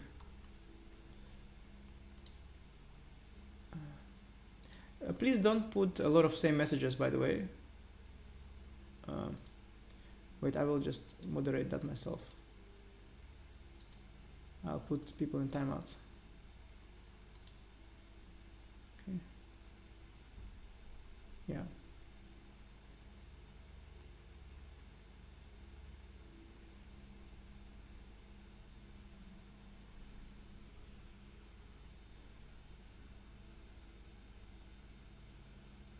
So many active viewers. It's interesting. And sometimes you have a lot of viewers and less active chat. Now such active chat.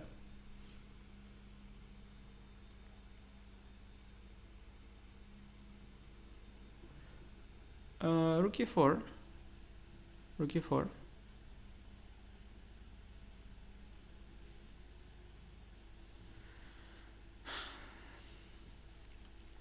Yeah, rook e4.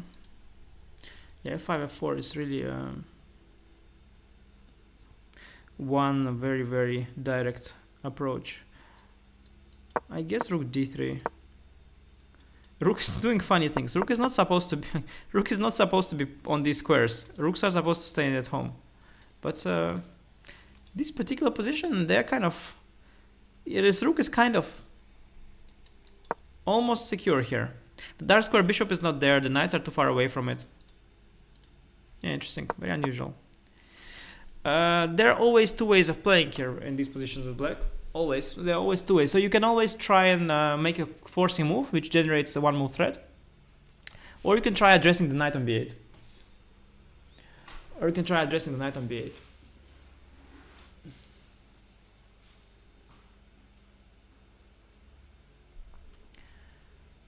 You could try addressing the knight on b8.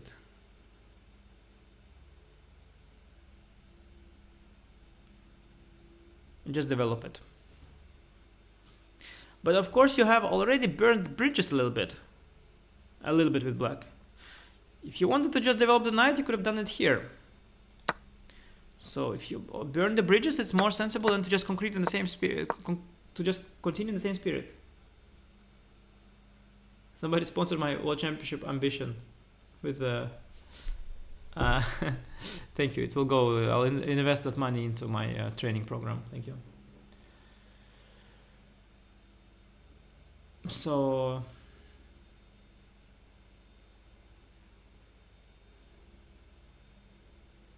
yeah, there are two ways of trying to make a commentator join a commentary team.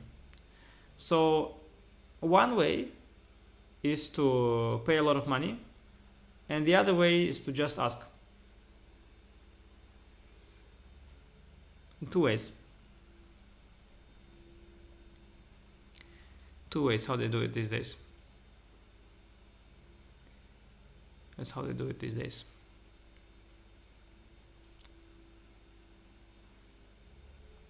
In fact, chess.com has invited me to do commentary on their channel, which was always the plan. I think we were always planning to do that for 4 different games. So I will do it actually the next game. The next 4 games, if I'm not mistaken. Yeah, Thursday is tomorrow. Thursday, then will be a rest day, and then Saturday, Sunday, and Monday. So I will do 4 days of commentary on chess.com channel.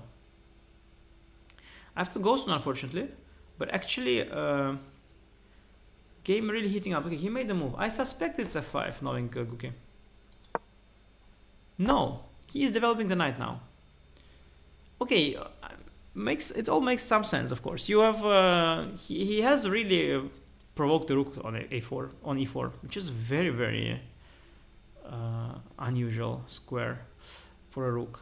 You will be very happy as white to trade this rook for this e8 rook, because the e8 rook is a monster rook. It was doing a tremendous job, and the rook at f1 would have been very passive. So this trade would be very good, but it is a little bit vulnerable. So but you can't exploit it as black. Knight a6, yeah. I don't know. I think he has missed. He has. Oh, by the way, couldn't he start knight g6? Rook d4. Another very original square. Maybe rook d4, yeah, possible. I suspect he missed rook e4, underestimated rook e4. He underestimated rook e4.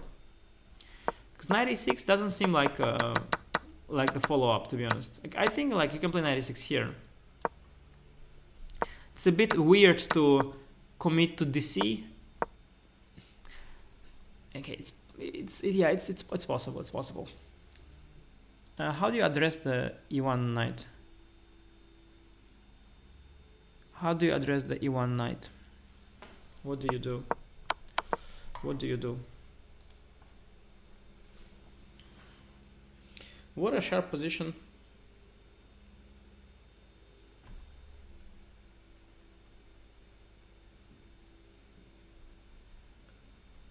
What a sharp position.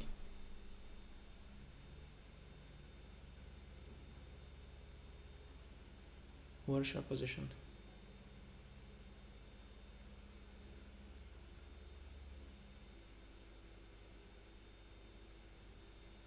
Oof.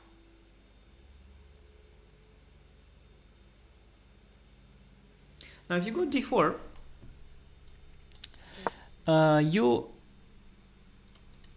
you start your expansion with d4, e4, d5, which is your dream. But after d4, maybe even bishop f5, maybe you don't get to break through on the e4 square. And if you get blockaded here, your light squares are very weak. d4, maybe not the way to go. Also keep in mind the 5f4 is still there in the air. I think developing this knight would be the way to go. Maybe knight f3, knight d3, I don't know. Knight f3, knight d3, one of the two. Knight d3 has the advantage that it protects few squares, but you know it can be deflected with knight b4 also. It works both ways. Can be deflected. Knight f3, more conventional square. But now f5, f4 is still there. Rook d4 maybe now. Yeah, maybe this is the way. Knight f3, f5, rook d4. This is the way.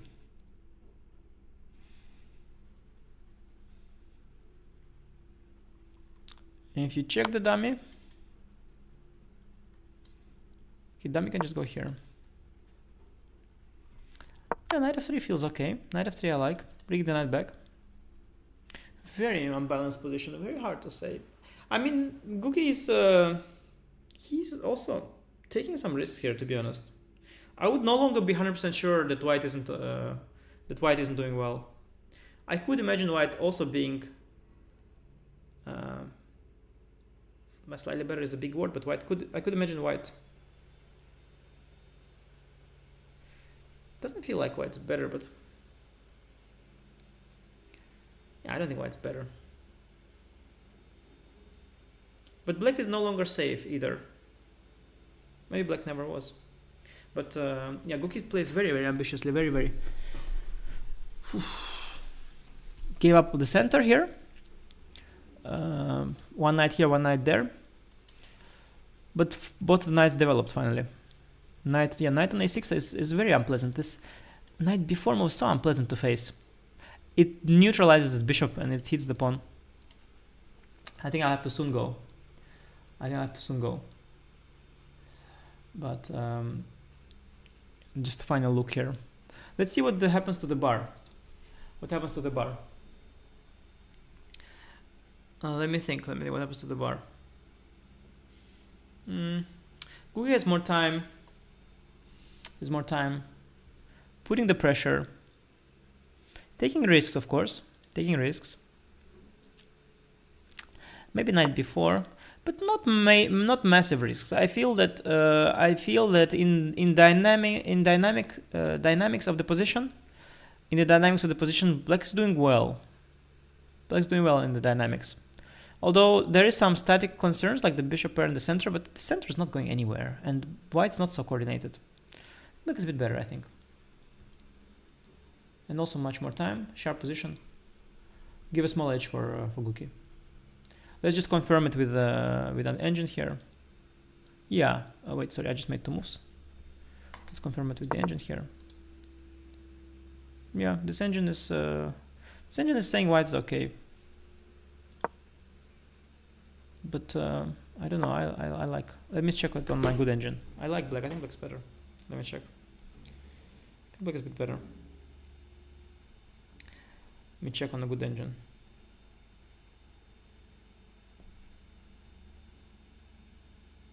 Let's see. No, depth 42 here is decent. Bishop b2. Strange move. Strange move.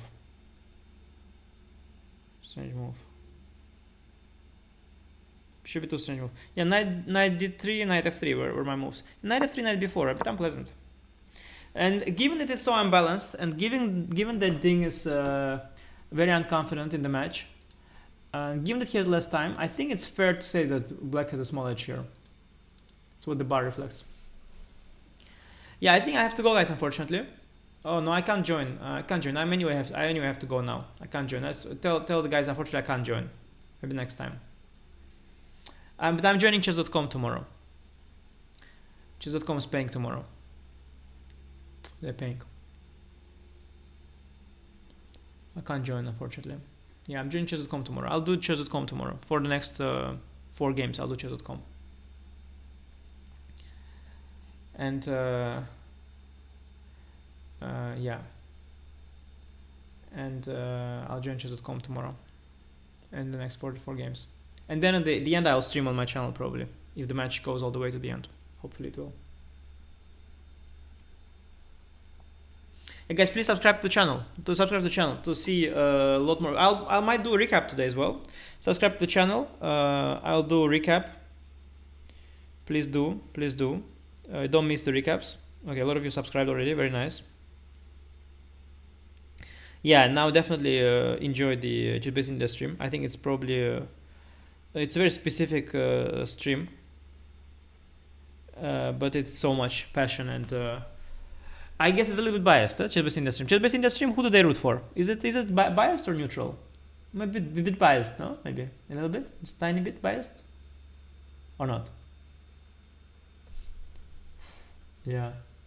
Okay, guys, a little bit biased, yeah? Chess-based India stream. Biased to Gukesh or to Ding? I don't know. Biased? A little bit, yeah? A bit. Supporting one of the sides more or not? Or neutral? Surely not, yeah? Neutral.